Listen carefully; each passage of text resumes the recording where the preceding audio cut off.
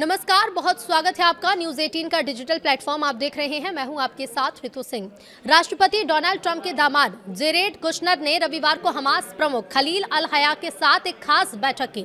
ये बैठक गाजा में रुके हुए संघर्ष विराम को आगे बढ़ाने की नई कूटनीतिक कोशिश का एक हिस्सा थी।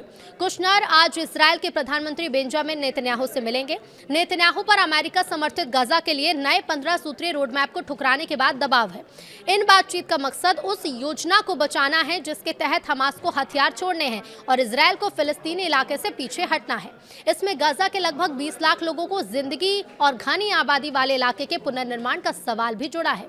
संघर्ष विराम के बाद बड़े सैन्य अभियान खत्म हुए 10 महीने से ज्यादा हो चुके हैं, लेकिन अब भी ये इलाका काफी हद तक इजरायली सेना के नियंत्रण में भी है। संघर्ष विराम तय करने में मदद मिली। पिछले साल मिस्र में कुशनर, उनके साथी दूत स्टीव विटकॉफ और हमास नेताओं के बीच हुई बैठक से संघर्ष विराम तय करने में मदद मिली थी, लेकिन हमास के हथियार छोड़ने के मुख्य मुद्दे पर इसकी प्रगति रुकी थी। मिस्र में हमास के खलील अल हया के साथ हुई 2 घंटे से ज्यादा की बैठक की पुष्टि एक क्षेत्रीय अधिकारी और एक हमास अधिकारी ने की। दोनों ने बताया कि ये जानकारी उन्होंने दी क्योंकि उन्हें पत्रकारों से बात करने की इजाज़त नहीं थी, तो उन्होंने ना बताने की शर्त पर कहा कि 3 दूतों में से कुशनर एक थे जिन्होंने अल हया से मुलाकात की और इस दौरान मध्यस्थता करने वाले देशों मिस्र, कतर और तुर्की के अधिकारी भी मौजूद थे। अब इजरायल का सबसे करीबी सहयोगी। बाद में हमास ने एक बयान में मध्यस्थों और संघर्ष विराम की निगरानी करने वाले अमेरिका द्वारा बनाए गए बोर्ड ऑफ पीस से यह कहा कि वे इजरायल को अगले कदम के लिए रोडमैप की मंजूरी देने के लिए मजबूर करें। इजरायल के प्रधानमंत्री बेंजामिन नेतन्याहू ने पिछले हफ्ते 15 सूत्री योजना को ठुकरा दिया। ये ट्रंप प्रशासन, जो इजरायल का सबसे करीबी सहयोगी है, के खिलाफ सार्वजनिक रूप से विरोध दिखाने का एक दुर्लभ मामला था। योजनाओं की जानकारी रखने वाले एक सूत्र और एक राजनीतिक सूत्र के मुताबिक कुशनर ब्रिटेन के पूर्व प्रधानमंत्री टोनी ब्लेयर और बोर्ड ऑफ पीस के निदेशक निकोलाई म्लादेनोव सोमवार को नेतन्याहू से मिलेंगे। दोनों ये जानकारी भी दी गई। इजरायल पर शांति प्रयासों में बाधा डालने का आरोप है, तो सऊदी अरब और यूएई समेत कई क्षेत्रीय ताकतों ने एक बयान जारी कर इजरायल द्वारा रोड मैप को ठुकराने की निंदा की है। उन्होंने ये कहा है कि अब गाजा में शांति लाने के प्रयासों में बाधा डालने की जिम्मेदारी इजरायल की ही है। अब इस बयान पर हस्ताक्षर करने वालों में जॉर्डन, पाकिस्तान, इंडोनेशिया और युद्ध विराम के लिए मध्यस्थता करने वाले देश मिस्र, कतर और तुर्की भी शामिल हैं।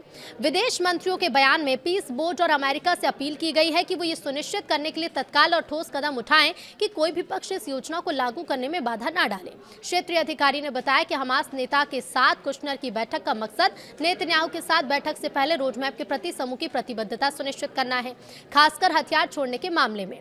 गाजा पर हमले रोके इजरायल हमास अधिकारी ने कहा कि समूह प्रतिबद्ध है और मध्यस्थों द्वारा 14 दिन की बातचीत की अवधि शुरू करने का इंतजार कर रहा है ताकि इसे लागू करने के लिए समय सारणी तय की जा सके। इस अवधि को शुरू करने के लिए सभी पक्षों की ओर से रोडमैप को मंजूरी मिलना जरूरी है। हमास अधिकारी ने यह भी कहा कि हमास प्रमुख ने मांग की है कि इजरायल गाजा पर हमले रोके और इसे लागू करने से पहले उस इलाके को बांटने वाली तथाकथित येलो लाइन तक पीछे हट जाए। येलो लाइन को कभी भी ठीक से परिभाषित नहीं किया गया था। इजरायली सेनाएं इससे आगे बढ़ चुकी हैं और अब गाजा के लगभग 60% हिस्से पर उनका नियंत्रण है। मई में नेतन्याहू ने कहा था कि अगला कदम 70% नियंत्रण हासिल करना है, जिसके तहत इजरायल हमास पर हर तरफ से अपनी पकड़ को मजबूत करेगा। इधर व्हाइट हाउस ने बातचीत पर कोई टिप्पणी नहीं की। कुशनर की बैठकों से जुड़े सवालों के लिए बोर्ड ऑफ पीस का जिक्र किया, जिसने तुरंत कोई टिप्पणी नहीं की। टोनी ब्लेयर इंस्टीट्यूट ने भी कोई टिप्पणी नहीं की। इस रोडमैप के तहत हमास अपने हथियार उस फिलिस्तीनी टेक्नोक्रेटिक कमेटी को सौंप देगा जो उस इलाके में रोजमर्रा के कामकाज की देखरेख करेगी।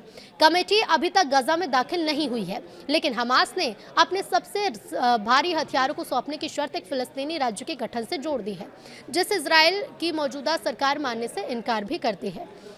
इस रोड मैप में हमास का धीरे धीरे हथियार छोड़ना और साथ ही इजरायली सेना का हमले रोकना और गाजा से पीछे हटना शामिल है, लेकिन नेतन्याहू का ये कहना है कि जब तक हमास के हथियार पूरी तरह से जब्त नहीं कर लिए जाते तब तक इजरायल गाजा में अपनी किसी भी स्थिति से पीछे नहीं हटेगा।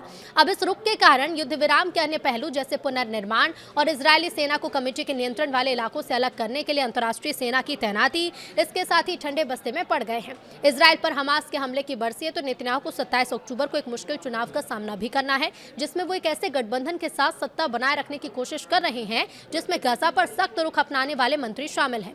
ये साफ नहीं है कि वो इससे पहले युद्ध विराम पर कोई निर्णायक कदम उठाएंगे या नहीं। साथ ही 7 अक्टूबर 2023 को दक्षिणी इजरायल पर हमास के हमले की बरसी भी आने वाली है, जिससे ये युद्ध शुरू हुआ था। नेतन्याहू की लिकुड पार्टी ने रविवार को क्षेत्रीय ताकतों के बयान पर प्रतिक्रिया देते हुए यह दावा किया कि अरब देश नेतन्याहू को सत्ता से हटाना चाहते हैं ताकि मध्य मार्गी चुनौती देने वाले गादी आइजेनकोट और सेंटर लेफ्ट पार्टी के नेता यायर गोलान उन्हें वो सब कुछ दे दें जो वो चाहते हैं, लेकिन ऐसा नहीं होगा।